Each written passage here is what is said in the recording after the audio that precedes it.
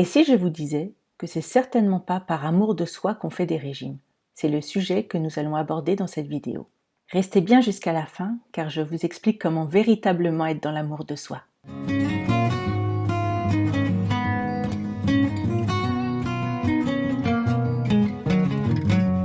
Il y a des arguments qui me rendent dingue quand je vois des publicités pour les régimes. Et l'un de ces arguments, c'est soi-disant que ça serait pour prendre soin de sa santé. Alors ça me tue véritablement, je vous assure, ça me donne envie de grimper au rideau.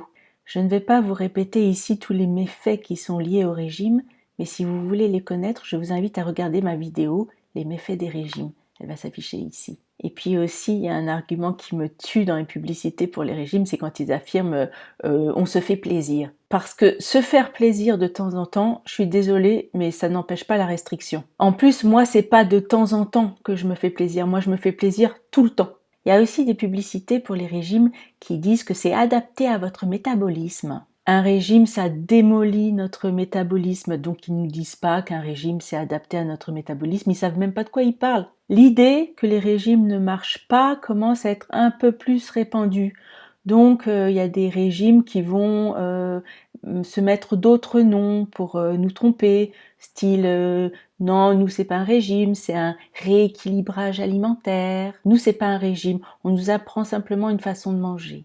Ou encore, il y a les personnes qui disent « Ah non, mais moi je suis pas au régime, moi je fais attention. » Ou bien « Moi j'évite les aliments transformés. » Tout ça, ne nous y trompons pas, c'est des régimes. Et puis aussi, il y a les pubs pour les régimes qui viennent mêler des arguments anti-régime dans leur publicité pour les régimes, ce qui fait qu'à la fin, on est complètement embrouillé. Du style, ce sont des publicités qui prônent l'idée de s'aimer comme on est. Alors la question que je vous pose, c'est quand on fait un régime, est-ce qu'on le fait vraiment par amour de soi ou est-ce que c'est plutôt une justification pour obéir aux diktats de la société qui sur le long terme sont impossibles à tenir? Les publicités pour les régimes nous promettent qu'à la fin de notre régime, on sera heureux. Or, cette promesse de bonheur est complètement fausse.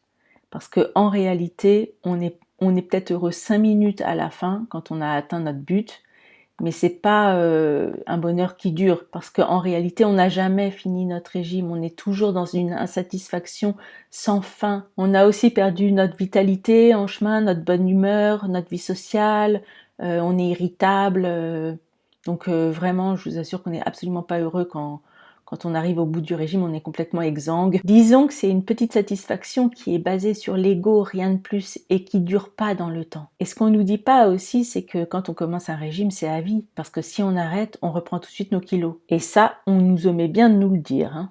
Moi, j'étais tellement épuisée dans ces régimes que je me souviens que j'ai eu une pensée. À un moment, je me suis dit, mais j'aimerais avoir 80 ans ou 90 ans déjà, parce qu'à ce moment-là, je lâcherais mes régimes, je m'en foutrais enfin et je pourrais enfin manger ce que je veux. Et je crois que c'est cette pensée-là qui m'a fait me dire « Non, mais je vais pas attendre d'avoir 90 ans. Je vais commencer maintenant à vivre.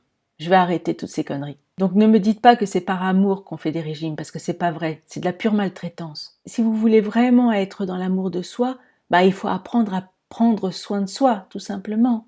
C'est-à-dire qu'il faut honorer notre faim quand on a faim, il faut s'apporter tous les nutriments nécessaires, il faut boire quand on a soif, il faut dormir quand on est fatigué, il faut être à l'écoute de notre corps, de même qu'on serait à l'écoute des besoins d'un petit enfant. Être dans l'amour de soi, c'est répondre à nos besoins, tout simplement. C'est être à l'écoute de nos signaux. C'est ça être dans l'amour de soi. C'est certainement pas être dans la restriction. Et puis, être dans l'amour de soi, c'est apprendre à s'aimer et à s'accepter comme on est. C'est Louise Hay, avec ses affirmations positives, j'aime bien l'écouter de temps en temps, qui dit qu'à chaque fois qu'elle passe devant le miroir, elle se répète « Je t'aime et je t'accepte exactement comme tu es suffisante ». Ça m'a paru un peu bête au début, mais je me suis exercée à faire ça tous les jours, et maintenant je sens que, effectivement, je m'aime vraiment mieux.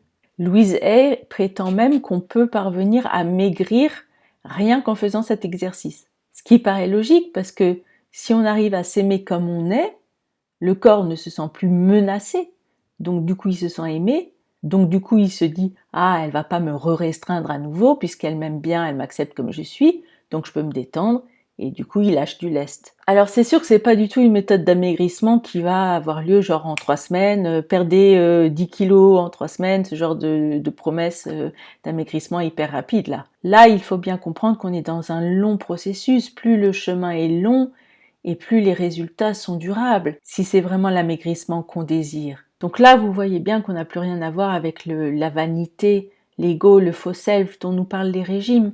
On parle d'apprendre à s'aimer véritablement comme on est.